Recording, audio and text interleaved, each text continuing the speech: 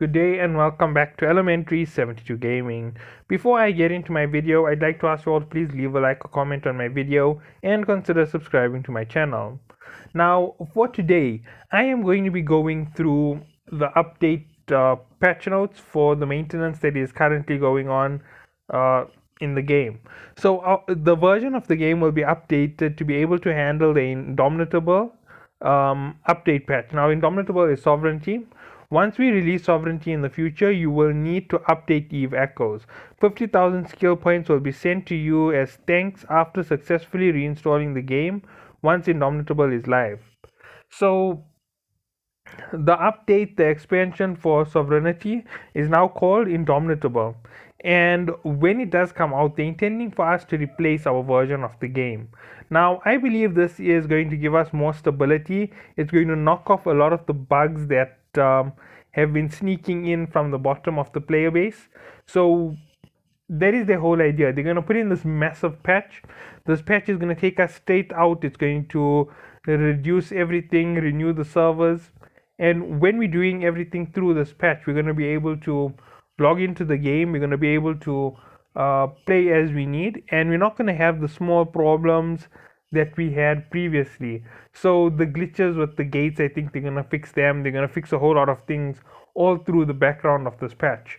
Now, obviously, if they haven't done their work and they haven't fixed all of those items in the background, this is going to be a very bad update considering the amount of things they're replacing and the size of the download for the game. This is most likely going to be a solid 2.5 gig update, so please have that noted if you are a total mobile player and you don't play with the availability to hardline internet with unlimited capability. So remember, this update might be very large, so please be prepared for it. Get yourself in the right place to update when it's time to download the game. Players who previously participated on the Sovereignty test server mirror will be sent their skill points. So we're going to be getting our skill points for the test server.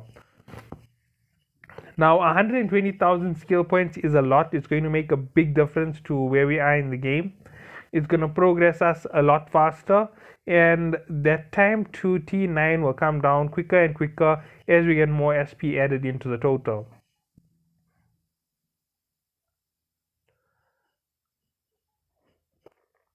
After New Year's, all players whose Omega clone states have more than 30 days will automatically gain the ability for previous month's login rewards late claim. Excuse me.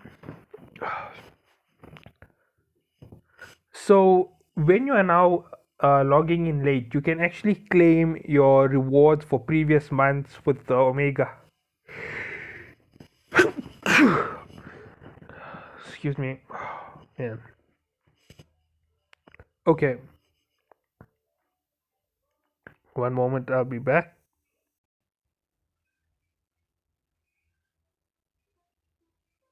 Okay, sorry about that little disruption. So I was back to the Omega clone discussion. So they have increased it so that once you have more than 30 days, you will be able to procure your late claims. So if you have something like 40 days or 50 days worth of Omega, you'll be able to immediately claim all of your late prizes. So you'll be able to claim all of the Omega rewards from previous months, and that's going to give you a big boost in your total SP. Increase the number of customizable corporation positions to 10. Now your corps only had a certain number of customized positions, and they've now increased it to 10. I believe previously it used to be 5 or it used to be 4. And this year would help you in terms of building that system that I previously stated. If you have 10 positions, you now can put people in positions with customizable titles, and it can now make it easier for you to branch out your corp. Within your corporation itself, you can have all your operations running. Things will run a lot smoother. Players will know who to report to. It's not going to be a question of does the leader have to take everything on themselves. it's going to help with those type of situations in co-ops. Now beyond this, there are several major things that have happened in the background of all of this for you to note. They are updating the version of the game. Now updating the version of the game means that even the patch notes that go over the game to try and stop bugs from occurring, or to suppress bugs, or to give us new features, will all have to be removed. We're going to put in a completely new set of the game, so a new version. And what this will do is it most probably will hard remove all of the bugs. So it's a new coded system.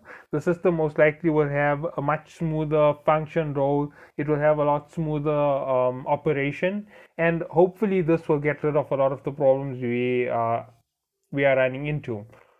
Now, normally what they do most likely during these 2 hour downtimes is they actually run an update on their main server, which is why they give us a 2 hour update time each time they do this.